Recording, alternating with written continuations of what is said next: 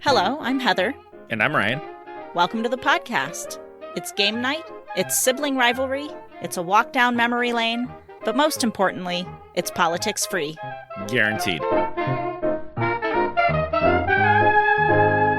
Welcome to round 2 of Same, but Different. Real quick before we start, if this is not your first episode of Same, but Different, and you don't want to hear the instructions again, skip ahead about a minute and a half to the start of the game. Here's how it works. We have 2 sets of cards, a blue set and a red set. On each of the blue cards is a scenario in which you might say something. And on each of the red cards is another scenario that might be a little more risque. For example, on a blue card, we might have something you can say while buying a car. On a red card, we might have and while hooking up with a stranger. Ryan and I, prior to recording and independently of each other, will come up with as many answers as we can to the combined scenarios. For example, using our cards above, something you can say while buying a car and while hooking up with a stranger, we might come up with the response, Does this come with Loop for Life? Or, I get a discount, right?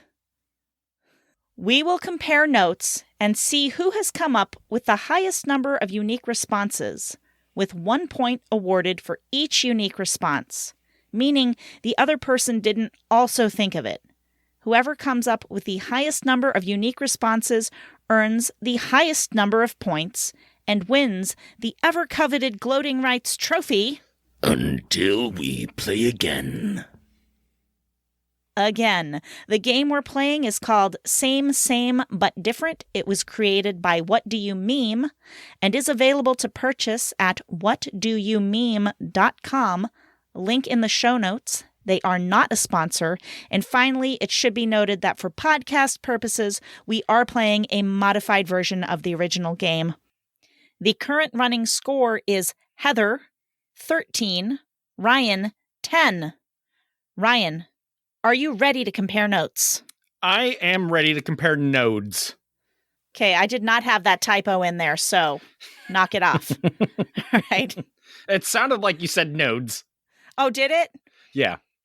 Well, I didn't. I did. Maybe. I don't know. Whatever. I'll hear it on the playback and I'll text you. All right. On the blue card, something you can say as a bouncer. On the red card, and during a wardrobe malfunction. Something you can say as a bouncer and during a wardrobe malfunction. What'd you come up with, bro? I came up with 3. Okay. We have a strict no runners policy. Okay. Good one. Sorry, pal, your white socks are giving me a headache. And you're not supposed to be smoking. That was a good one. I didn't even think about that. Love it. Love it. Love it. Those are 3 excellent answers. Ryan, 3. Okay, now I came up with 4 answers to this one. Damn it. Something you can say as a bouncer and during a wardrobe malfunction. You've been exposed, ma'am. Nobody wants to see that, sir. Yours are so obvious, too. I was thinking way too hard on this one. I've also got somebody's had too much to drink. And please leave right now. Excellent, Heather. Depending on the wardrobe malfunction, you might not want that person around. All right. I mean, if a boobie falls out, they might have you kicked out so no one has to see that. Or they just ask you to, bounce. Okay. Belated laughter for that one. I like that one. All right, Ryan, moving on to our second set of cards. On the blue card, something you can say while decorating a Christmas tree and while murdering someone. Go for it. All right. These lights are out. Good one. I like that one. Look at what you've done. And Brilliant. Merry Christmas, you filthy animal. Oh, awesome, bro. You did better than I think you thought you did. We're still getting there. I was going to say after this, it's all downhill. All right. So I have a few answers for this one, but it's serial killer vibes, okay? Okay. All right. So while murdering someone, and I'm a serial killer, and I'm decorating a Christmas tree. So something you can say while decorating a Christmas tree and while murdering someone. What do you want to do when we're done? This sure is a pretty one. These are dark. I feel all warm and fuzzy inside. Oh my God. I went serial killer deep dark vibes on this one. This is my favorite thing to do. And finally, hey, we're doing this as a family. So, Ryan, that was 5 for me. Well done. Thank you. And now we go on to our third set of cards. On the blue card, something you can say while dissecting a cat in biology class. We're going to talk about that in a second. Okay. And on the red card, and while reading your family computer's search history. Ryan, dissecting a cat in biology class, is that something people have done? Because we did frogs. We did frogs, and then I know that people do pig fetuses. Okay. And some kind of eyeball. I want to say pig eyeball. Huh. And that's all I've heard of. I've never heard of a cat. I have never heard of a cat. I should have looked into it. I could have brought something educational to this farce. You know but what? I didn't. It would be a great Reddit question, Heather. What did you dissect in biology class? I might just post that up right now. Not right now, because I don't have the app on my phone. In high school. In high school. Wait, what? Or wait, when did we dissect? We dissected frogs in middle school, didn't we? Middle school, yeah. So we're not talking about college here, because, Kay, we know you dissected humans, guys. I know. Hey, medical students, what did you dissect in your... So, I was under the impression that they don't do dissecting at all anymore for some reason. I could be wrong about that. I think you might be right, because I don't think the kids have dissected anything. They themselves have not dissected anything, but they have watched someone dissect something. It might be a funding thing. Okay. I suppose that's true. Or a something else thing. I don't know. Well, since we don't know, Ryan, why don't you hit me with your answers to something you can say while dissecting a cat in biology class? Heather? And what? I will hit you with my answer. Anyways, continue. Something you can say while dissecting a cat in biology class and while reading your family computer's search history. Wow, this is messy. Good. Good one. Loving it. That's your only answer? That's it. That's all I got. All right. How many did you come up with, Heather? 4? I came up with 4. Something you can say while dissecting a cat in biology class and while reading your family computer's search history. This is way grosser than I thought it would be. Damn, it's so obvious. Excuse me while I puke. Mm-hmm. I did not know you could do that to a cat. Fair. And finally, somebody likes to be stiff. Jesus Christ. Well, because it's stiff when you get it. When we got the frogs, they were already dead and they were all stiff. That's all I meant. Hey, Mr. Frog, somebody likes to be stiff. Mm-hmm. And also internet history. Sure. Great. Having no complaints from the judgy judger McJudgerson, I'm going to award myself 4 points for that. Fair enough. Now, Ryan, That brings us to our fourth set of cards. On the blue card, something you can say while struggling to put a fitted sheet on your bed. On the red card, and during a bar fight. So, Ryan, something you can say while struggling to put a fitted sheet on your bed and during a bar fight. Hit me. I'm gonna flatten you out. Excellent. Love that one. That's a great one. My parents taught me better. Okay. That's all I Okay. got. All right. I'm going to give you both of those. Here's what I came up with. 4 answers. I only got 3 on this one. Okay. Okay. Something you can say while struggling to put a fitted sheet on your bed and during a bar fight. Stupid fucker. Also, I will not let you get the better of me. And also, I'm going to rip you to shreds. Fair enough. Just if you're super frustrated with the fitted sheet, you know? Damn you, Heather. Damn you. Damn you straight to hell. Thank you. You're welcome. Fifth set of cards. Fifth and final set of cards for the round. Ryan, on the blue card, something you can say while brushing your teeth. Mhm. On the red card, and when you don't have a condom, that's something you can say while brushing your teeth. And when you don't have a condom. If it makes you feel any better, I only found 2 answers for this one. I've only got 2 myself. All right, what you got? Here, put this in your mouth. Good one. I'm just gonna have to spit this out. You know what? Those are 2 genius answers to that. Good job. Good job. Listen, so one of my answers to this, which, by the way, is something you can say while brushing your teeth and when you don't have a condom. This could get slippery.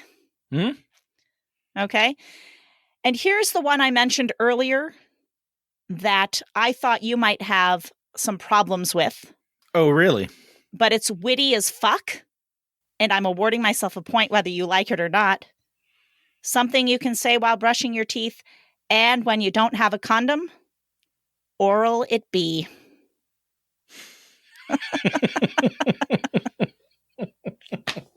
Why would I have a problem with it? That's genius. Thank you. I was more proud of that answer than any of my other answers on this round. Well done, Heather. Look at you winning the new game. I know. I feel so full of myself. It's incredible. You know what? And I'm still proud of you, Heather. Well done. Thank you. You know what other game you could kick my ass at? What's that? Is the stupid deaths game. Possibly. I had considered bringing that back for a full 10 rounds, but then I found this game and decided for this. But maybe we'll do Stupid Deaths next. How about you find a game I can win at next? You've won, how many? 3 already. Mm-hmm. So, no. All right. So, getting back to business here, Ryan, for this round, you have scored 11 points, and I have scored 20 points. 18 points. Oh. Which means that I now have a running total of 18 plus 13 points. Excellent. 31. That's what that equals. You should be 8 points ahead of me now. And you have a running total of 21 points. I'm 10 points ahead of you. Because you scored 10 in the last round and 11 in this round. I thought you were one ahead of me last time. I was 3 ahead of you. Oh, okay. All right. It was 13-10. So the ass whooping continues. Yes, it does. Okay, so let's move on. I'm so full of myself. I'm so incredibly proud of myself. Just going to keep on being unmodest about it. I'm going to bring the heat next week. I want to see you do it. It's probably not going to happen. Take me down a peg. You know, I think words, like this kind of thing is my strong suit. Mm-hmm. Words, like coming up with names for things and such. So, yay me. Oral it be. Fucking Oral A, it Heather. be. That was fucking genius. Thank you. Thank you, Ryan. So, in our first set of cards, we had something you can say as a bouncer was on that first card. So I thought, hey, let's get some bouncer stories from Reddit. Fun fact, I asked people for their best bouncer stories, and I got 3 responses Nice. that were all stupid, dumb jokes that I'm not going to repeat here. Oh. Nobody gave me a good answer, jerks. All right, but somebody else posted, bouncers of Reddit, what are your craziest kicked out of the bar stories? And our first story comes from a deleted account, which says, ex-bouncer here, coked out little dude comes up to the door. I decline entry because he was way too intoxicated. He starts screaming. Dealt with it before, no big deal. I turn to wave the other doorman over, and this guy jumps on me, knocking me down. He punched me in the chest 7 times. My other doorman rips him off me. I stand up with my adrenaline pumping. My stomach feels really warm, though, and I touch it. I look at my hand, and I'm bleeding a lot. Dude slashed me 7 times in the chest. Jesus. Quit shortly after. Yeah, no kidding. Yes. As would I. I would never nobody would ever hire me as a bouncer. What am I going to do? Get out! Shut up, idiot. Make me, carry me. Nope. Because bouncers legit will just carry people out sometimes. I feel like that being a bouncer would be a good job to like have a bulletproof vest on for. Sure. I mean, the odds of you getting shot are probably pretty slim, but I feel like someone pulling a knife on you is a lot higher chance of that happening. Sure. And if he had a vest on, that would have helped with a knife. Yeah. Okay. Well, anyway, he quit, so he doesn't have to worry about it anymore, hopefully. All right. Next answer, also from a deleted account. Oh, no. Oh, actually, this was from the same account in the thread. But he says, on a lighter note, I was at the door once and these drunk girls came up. They were having a good time. I had no issues. I asked to do a quick bag check. One of the girls opens her bag and I see a hamster just chilling. I tell her she cannot bring her hamster into the club. She gives me a storyline about how her hamster has anxiety when it's alone. And I tell her to take it home, and I'll let her skip the line when she gets back because she is not bringing it in. She leaves, comes back with a picture of the hamster in the cage, going on about how sad he looked. I want to be a fly on the wall for that whole thing. Did he still check her bag afterwards? I don't. He doesn't say. Probably not. Oh, maybe he did.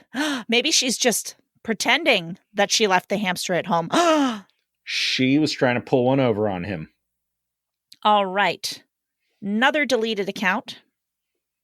Reminds me of a video I got shown during my security course. It's in Russia, and everyone involved looks like they're Russian on a somewhat chilly day. Everybody's Russian. Guy walks up to 2 bouncers at the door and says something to one. The others not paying attention to him. Bouncer who he's talking to looks at the other bouncer. In the 2 seconds his head is turned, Guy casually as anything pulls out a handgun, shoots them both in the chest, opens a door right around the corner from them, a couple of feet away, and tosses the gun, legs it before anyone's even come to the door yet. So that one's dark. I want to change my answer. Apparently, getting shot, there's a high probability of that. Good time to have bulletproof vests. But the lesson there for bouncers is don't look at the other bouncer. Keep looking at the person that's the potential troublemaker because they could do freaking anything to you. And the other guy, too, that got stabbed, it was because he talked to the other bouncer, right? Mm-hmm. Wasn't it?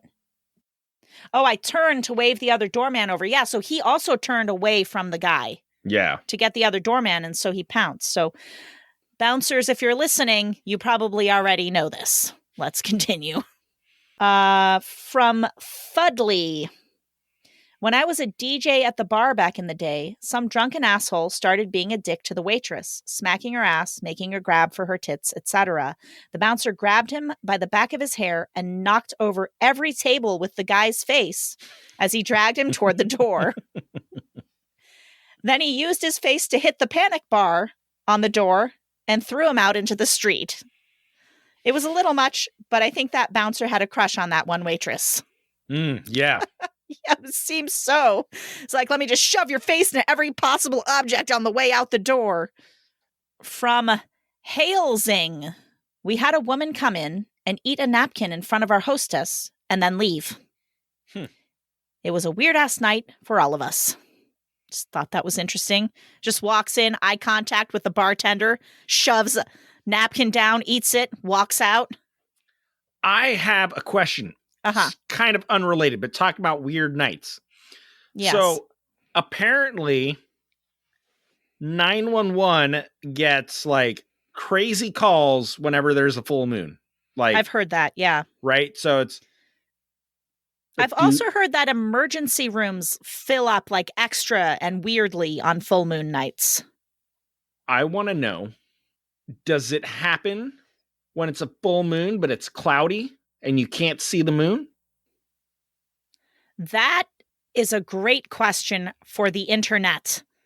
We should look that up at some other point in time. We should. All right. And our final story from J.W. Griffiths.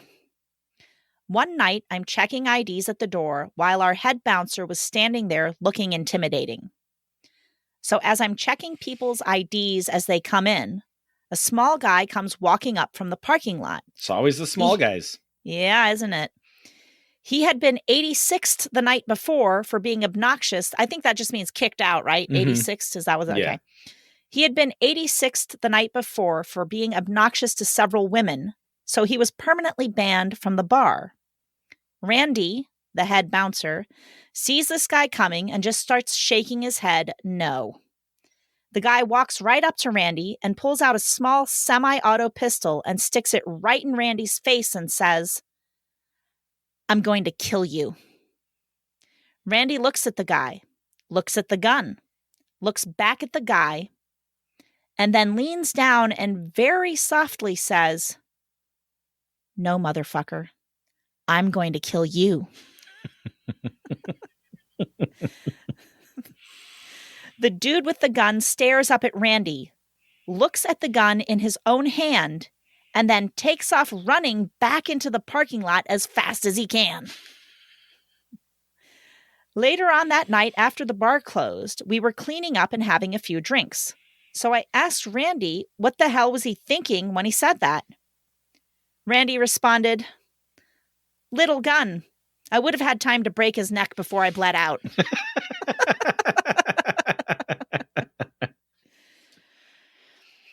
Good old Randy. Well I completely done. pictured Dave Bautista in my head through that whole story. Oh, for sure. Yeah. I worked with a guy long time ago that used to be a bouncer, and I don't remember a single one of his stories, but all I do remember is that he got in a lot of fights, and in every single fight, his shirt came off. Of course it did. Did he take it off while fighting? Yes. I ripped my shirt off. Why? He's like, how many times can I expose my ripped abs to the people all around me? Because I've noticed that guys with ripped abs do like to show that off. Yes. As much as possible. Now, look, Ryan, before we end off completely, I have a non-Reddit kind of rant. Okay. So I was listening to a podcast earlier today, and the subject of the episode was tectonic plates and how they shift and how that makes land masses shift as well. And as part of the episode, he mentioned somebody, the host of the podcast, mentioned somebody whose name I can't remember now. It was like, this person back in 18-something who was this kind of scientist looked at a map and noticed that it looked like South America fit right into Africa at one point. And he wasn't the first person to notice this and this And then he names like 5 or 6 prominent people that all noticed this, right? And I'm listening to this. I'm like, you know who else noticed that, Gary? Me, when I was 10. Really? And I don't know if I should feel smart or if I should feel really bad about how not smart scientists are. Well, I mean, because kids notice some interesting stuff. Listen, I think kids are a lot smarter than people give them credit for. I have to say, both my kids actually constantly amaze me on this. Mm-hmm. I swear to God, my 8-year-old, I was watching some video with her, and somebody came and said something like, oh my God, it's so cold, I'm going to die. And Holly goes, that's hyperbole. It's like, I was freaking floored. I was like, Google, what's hyperbole? It was hyperbole. She was right. Turns out she had learned at school that day what hyperbole was, but still I was impressed. Impressed that she retained all that information. And here I thought it was pronounced hyperbole. Hey, we both learned something from my daughter. All right. Hyperbole. Folks, thank you so much for listening. You will be darned. Thank you so much for listening. I was going to say, we're not leaving yet. Sorry. Sophie, one time, just one story that sticks out in my mind. Sure. When she was about 5, she hadn't started going to kindergarten yet, and she didn't go to preschool. So she couldn't read yet. She knew her alphabet, but there was a walk we used to take, and we always walked past this apartment complex called the Doral. Mm-hmm. And so we'd walk past it, and one day she goes, why does that apartment complex say Dora on it? And I was like, what? And then I had to look over at it, and I was like, oh, yeah. Dora's in the name. Was she a Dora the Explorer fan? Yes. Okay, that explains it. Kids, they really are. They can be so smart. Mm-hmm. Well, folks, thank you so much for listening once again to the Politics Free podcast. We would love it if you would send us your stories and game recommendations. You can email me at thepoliticsfreepodcast@outlook.com. And as always, spread the word. Pick one person you think would appreciate this podcast this week and go ahead and tell them about it.